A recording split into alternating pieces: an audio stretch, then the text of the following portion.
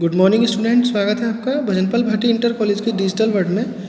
हमारा हिंदी काव्यखंड में आज जो प्रकरण होगा वो बिल्कुल नया होगा, नौका बिहार। इसके जो रचयिता है वो सुमित्रा नंदन पंत होंगे, ठीक है। और ये पूरा जो प्रकरण है वो उनके गुंजन काव्य संग्रह से लिया गया है। तो चलते हैं। ज्यों ज्यों लगती नाव पार उर्मे आलोकित सत विचार, इस धाराशाही जग का क्रम शाश्वत इस जीवन का उद्गम। शाश्वत है गति शाश्वत संगम, शाश्वत नभ का नीला विकास, शाश्वत शशि का ये रजत हास, शाश्वत लघु लहरों का विलास। हे जग जीवन के कर्णधार, चिर जन्म मरण के आर पार, शाश्वत जीवन नौका विहार। मैं भूल गया अस्तित्व ज्ञान, जीवन का यह शाश्वत प्रमाण, करता मुझको अमृत दान।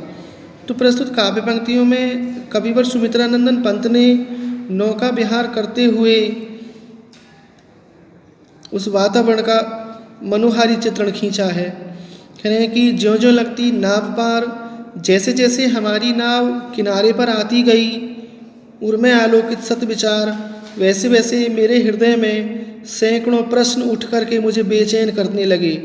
उर माने हृदय है, शत माने सैकड़ों। जिस प्रकार यानी जैसे जैसे हमारी नाव किनारे पर आती गई, वैसे ही मेरे हृदय में अनेक प्रश्न उठ कर के, अनेक विचार उठ कर के मुझे बेचैन करने लगे। इस धाराशाही जग का क्रम शाश्वत इस जीवन का उद्गम। कह रहे हैं कि इस धाराशाही जग का क्रम, इस संसार का जो क्रम है वो इस जल धारा के समान ही है। क्योंकि जिस प्रकार आगे बहने वाले जल का स्थान पीछे आने वाला जल ग्रहण कर लेता है, उसी प्रकार इस संसार का भी क्रम है, शाश्वत इस जीवन का उद्गम। और इस जीवन का जो उद्गम है वो भी सदैव रहने वाला है। शाश्वत है गति शाश्वत संगम, इस जीवन की गति जो स्थिति है वो भी सदैव रहने वाली है। और गंगा का जो संगम है, जो मिलन है, वो भी सदैव रहने वाला है। शाश्वत नभ का नीला विकास, नीले आकाश का विकास भी सदैव रहने वाला है। शाश्वत शशि का है रजत हास, और चंद्रमा की ये चांदी सी हंसी भी सदैव रहने वाली है। शशि चंद्रमा के लिए है, रजत माने चांदी होती है, यानी चांदनी सी। शाश्वत लघु लहरों का विलास, और गंगा में उठने वाली इन छोटी छोटी लहरों का जो ऐश्वर्य है, जो इनका वैभव है, वो भी सदैव रहने वाला है।